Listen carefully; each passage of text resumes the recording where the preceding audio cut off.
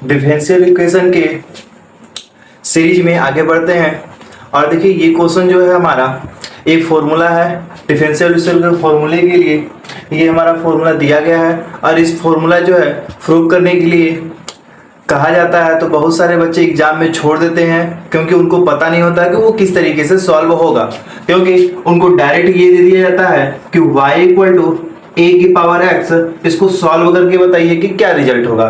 तो बच्चे क्या करते हैं, इसको लिखते हैं डिफरेंशियल के इक्वल में, यानी कि इसको लिखेंगे dy बाई dx लिख देते हैं। और इधर वाला जो टर्म है इसको सीधा सीधा लिख देंगे कि dx और x के पावर a, और इसको सीधे बोल देंगे कि ये वाला रिजल्ट आपका आ गया। सीधे यहाँ पे ये आंसर लिख देंगे। और यही बच्चे यहाँ पे हमेशा 100% ये गलतियां कर देते हैं। और ये जो नंबर है 2 नंबर के क्वेश्चन होते हैं, 3 नंबर के होते हैं, जो कि हमारा नंबर जो है कट जाता है और ये इस तरीके से सॉल्व नहीं होता है। तो ये किस तरीके से सॉल्व होगा आइए देखते हैं और समझते हैं। बहुत ही आसान है, ज्यादा कठिन क्वेश्चन नहीं है, बट बच्चे क्या है पता नहीं होता तो वो ये गलती करके चले जाते हैं, उनका ये जो नंबर कट जाता है और इससे उनके जो है दिक्कत होती है। तो हम क्या करेंगे, ये जो a की पावर x है इसको हम क्या करेंगे, मान लेते हैं कि ये किसके बराबर है भाई, ये y के बराबर है।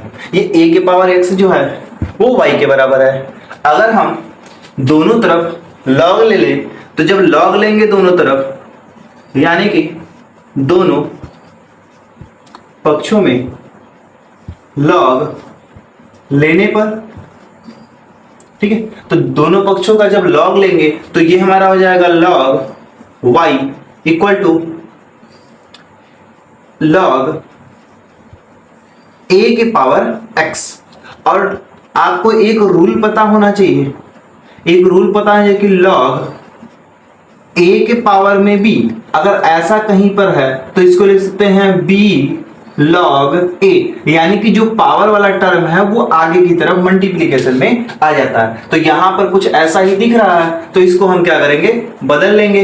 तो इसको जब बदलेंगे तो ये जो होगा हमारा हो जाएगा x log a, इस तरीके से हो जाएगा। अब इसका जो है हम अवकलज करेंगे यानी डिफरेंशिएशन करेंगे दोनों साइड का। तो करते हैं, तो x के सापेक्ष करेंगे तो देखिए ये वाला जो टर्म होगा हमारा, आपको फॉर्मूला बता दिया गया है।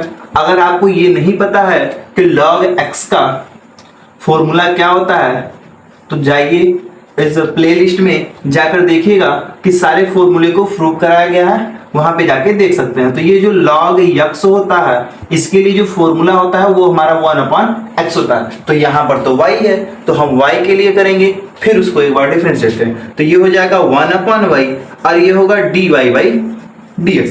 इस तरीके से ये होगा। और इधर वाले में देखिएगा ये जो है हमारा कांस्टेंट है, ये हमारा a है, ये जो कांस्टेंट है ये जो होता है हमेशा कांस्टेंट जो है बाहर की तरफ आ जाता है।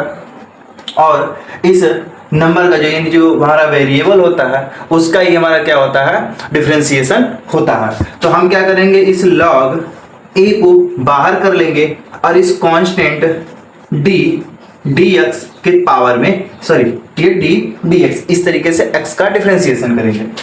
अगर इसका डिफरेंशिएशन करेंगे तो देखिए हो जाएगा 1/dy बाई dx। और अगर कोई इस तरीके से और जिसके पावर में 1 हो, यानी x के पावर में 1 है तो इसका डिफरेंशिएशन जो होता है वो 1 होता है, इसका डिफरेंशिएशन जो होता है 1 होता है। तो ये हो जाएगा log a।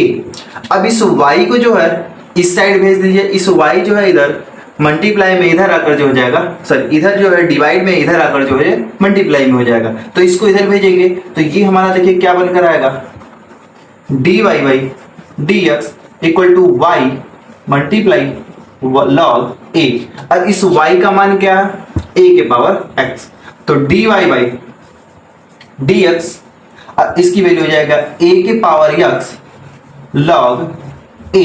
और यही जो है हमें फॉर्मूला प्रूव करना होता है। तो इस तरीके से ये जो है प्रूफ होता है, न कि आप शॉर्टकट तरीके से करके हट सकते हैं। तो फॉर्मूले का जब भी प्रूफ आए तो उसको बहुत ही ध्यान से करना होता है।